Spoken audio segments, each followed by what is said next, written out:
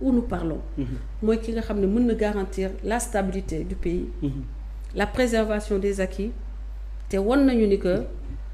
jàpp ay journalistes di tëj jàpp ay journalistes mais y a pas Saliou Gueye en fait sànq rek ñu ngi am ci information ni yóbbu nañu ko mandat de dépôt en fait mais attendez te moom waxoon na ci nguuram bu ñu mës a gis journaliste bu ñu tëj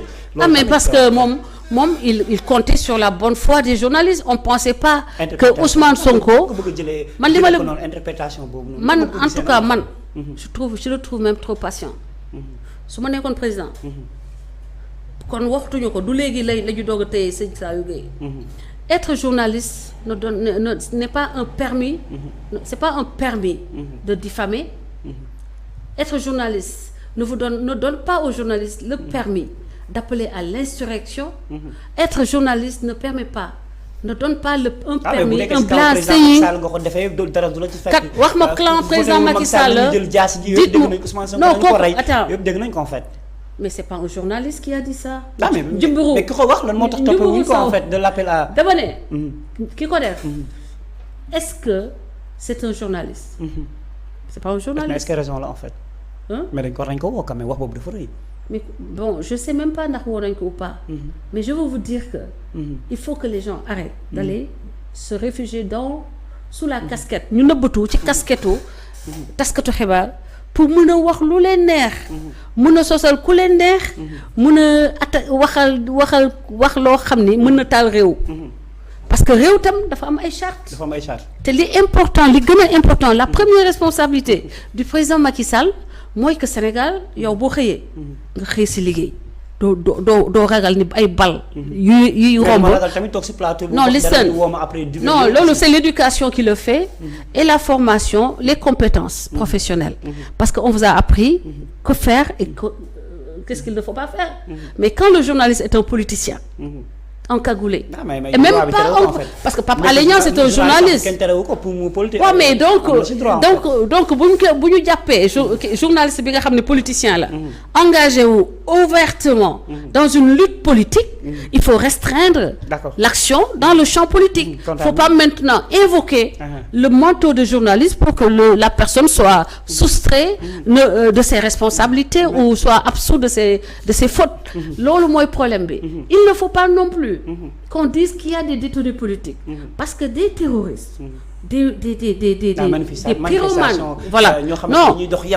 dama ne manifestation interdite trouble à l'ordre public man mii léegi nii su ma jëloon nii nga nit ñi di tëdd ma jël samay ndënd di tëgg fii di yuuxu ak i saaga waa koñ bi mais dañ may jàpp non Khalifa Sall tëj nañ ko Sitor Ndour tëj nañ ko au contraire tollu nañu jamono boo xam ne j'alerté ne nag attention défendre le président Macky Sall devient dangereux parce que quand tu as maille à partir avec la loi apparemment le couperet s'abat sur toi de manière tellement lourde pour démontrer au camp de Ousmane Sonko que la justice n'est pas avec le président Macky Sall. On en a point besoin. Ils n'ont juste besoin que de dire le droit et que dans ce qu'ils ont fait il n'y ait aucune faute ou aucune complaisance. D'accord. Mais complaisance bi à l'heure actuelle c'est à l'avantage de Ousmane Sonko. Ousmane Sonko bénéficie de tous les égards. Ousmane Sonko bénéficie de mais la ana ñaata présumé violeur ñoo tëdd ci kaso bi moom présumé violeur ba tey mu ngi lambag yi ñuy wax mu naan caravane de la liberté mais la liberté c'est pour Adji Sarr nag Adji Sarr la ñu war a libérer waaw kontaan nañ ci waxtaan bi du dëgg dañu waxante dëgg. Ousmane Sonko napp na Sénégal napp ñu. mais temps bi moo ñu xaw a xooj en fait parce que man maa lay dégg ngay wax may ne xam nga sànq maa lay tooñ la si avant émission maa naan la tata mais mel na bu ñu taalee caméra du ma la woowee tata mais dama gis ni léegi politicienne en fait tu parles comme une vraie politicienne en fait buy wax. non je parle comme une vraie citoyenne. La vraie citoyenne que j'ai. La passionnée du Sénégal que je suis. Que j'ai toujours été. J'ai toujours été quelqu'un qui a aimé le Sénégal et qui s'est investi par ses propres moyens depuis ba ma nekkee INSEPS. ba ma demee fi ma defee sama formation de base première formation. professorat d'éducation physique. ngeen laaj leen da ngeen ne j'étais la seule élève. professeur chaque année dama leen di abbu ay bal filet ay bagages pompe pour ma mën a dem organiser dans mon quartier. xale yi ñu mën a au lieu ñuy taxawaaloo ñu mën a def ay tournois et je le faisais di jënd samay coupe di jënd samay neexal ak samay yëf di yu may neexalee xale yi et c'était chaque année que je le faisais moment boobu xalaatuma woon ni réseaux sociaux dina am xalaatuñu woon ni que y aurait un spécimen rare un ovni objet vociférant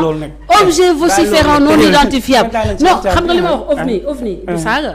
objet vociférant non identifiable non identifié encore muy Ousmane Sonko di vociférer rek n'est-ce pas kontaan nañ ci waxtaan bi bëggoon nañ quand même mu gën a yaatu xam naa on aura certainement le temps quand même waxtaan ci yeneen pànc loo xamante ni dafay laal 100% politique bu ñàkk ñëw ci Macky Sall waaye quand même parce que gis naa ni en fait tu es pertinente à ce niveau là donc du coup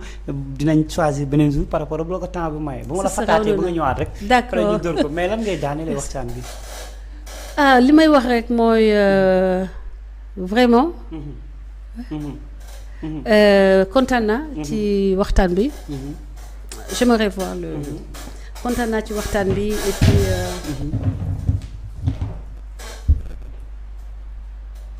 kontaan nga ci waxtaan bi je ne vois rien voilà dafa am lu mu la jox pour nga lire ko alors di leen fàttali kontaan naa trop ci waxtaan bi et puis di wax ni que j'appelle tous les Sénégalais à la mesure et au sens de la responsabilité. En France, quand ils ont été dans des situations où terrorisme domestique dafa naroon a taal réew mi ñëpp a jóg.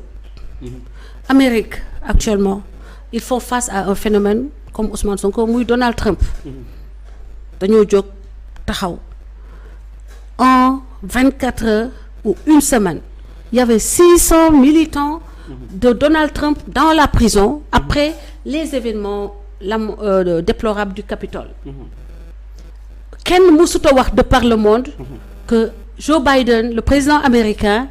est un dictateur. On a vu Donald Trump mu war a dem tribunal ñu jalonneel ko yoon bi muy jaar mu jaar ci yoon boobu dem wuyu teguwaat ci yoon bi ñibbi këram ñu gis le tout puissant Donald Trump un juge de 40 ans black noir ni ko dama bëgg nga noppi bëggatuñu la dégg nga wax Donald Trump dem lem gennam ba mu ron toog te c'est l'ancien président ki nga xam ni billionnaire la yor ay avion yor militant yoo xam ne ku ci nekk yaa ngi yor shotgun au moins ak 2 pistolets au moins ñoom ñëpp militant yëpp toog réglé ba Donald Trump di dem di dugg di dem wuyu dañoo taxaw ni yow seen pancarte kenn yuuxuwul kenn tojul ku ci yëkkati toj benn lampe mbedd rek laa la waxuma la bus de dañu lay wàccee ñu gis xoolal lampe mbedd man sama borom kër ba ma ko nee mu gis image Sénégal mu ne what's going on man ne dañuy toj ay bus dañuy taal bus mu ne yéeli dafa choqué loolu kenn xalaatu ko état kenn nag xalaatu ko. mais foofu nag may nañ nit ñi wax seen xalaat dem marche loolu yëpp may nañ leen ko en fait liberté boobu am nañ ko. militant ya dañ leen tegal barricade dañoo taxaw tëye ay pancarte ku ci yuuxu bu kii ñu tëye la trouble à l'ordre public. dañ lay yeew yóbbu la kaso. d'accord yaa ngi dégg. boole ci beneen sama fan yële la ñu yónnee vidéo. New York policiers yi dañoo geetoo ba ñu takkal leen sax gyrophare. te pourtant kenn waxul c'est un état policier. maanaam New York Washington. léegi Sénégal face à la menace bi nga xam ne Ousmane Sonko fait peser ça sur les citoyens sénégalais. président génne les forces de l'ordre ñu ne c'est un état policier. c'est la dictature mais arrêtons. c'est que nous bénéficions de quelque chose dont on n'est même pas encore mûr. pour mën ko réellement dund. démocratie bi gars yi dañoo ko dégg liberté d'expression te xamuñu mooy lan. te ku ci wax nag mais je suis libre de parler tu n'es pas libre de parler et de dire n'importe quoi parce que ta liberté s'arrête là où commence celle des autres et tu ne peux pas piétiner la dignité d'honnête citoyen parce que ki nga xam ne mooy njiitu réew mi a la responsabilité dafa am responsabilité dignité boobu constitution moo ko wax da ko war a préserver